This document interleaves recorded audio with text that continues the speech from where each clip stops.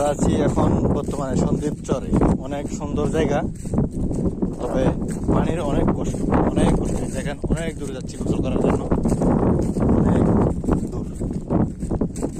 তো এখানে ঘরবাড়ি নাই তেমন, যেগুলো আছে সেগুলা এমনি মানে টং কোনো রকম থাকে আর কি। এরা এখানে এক সিজন চাষ করে, হয়তো বা নতুন আসছি আমি সন্দ্বীপ, এই জন্য জানি না।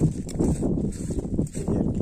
তবে এই যে একদম চারপাশে অনেক কিছু নেই, যাই কয়েকটা ঘর আছে, এগুলাতে মানুষও থাকে না। এখানে অনেক রাত্রেবেলা হলে অনেক শিয়াল আসে, অনেক শিয়াল। অনেক ভয়ে আতঙ্কে থাকি, কখনো দেখি নাই আর কি আমি শিয়াল, যার কারণে অনেক রিস্ক লাগে। তো সবাই দোয়া করবেন যেন সহি সালামতে গাড়ি চালাইতে পারি। আর এইসব চর অঞ্চলে গাড়ি চালাইতে অনেক অনেক কষ্ট।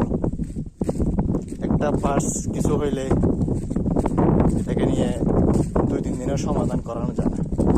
মানে কারেন্ট নাই, লাইট নাই, কিছু নাই, রাস্তা নাই, ঘাট নাই, এই আর কি।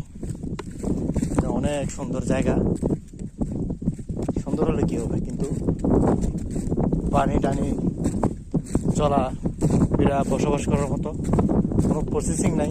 তবে হয়তো হয়ে যাবে, যখন মানুষ বেশি হবে তখন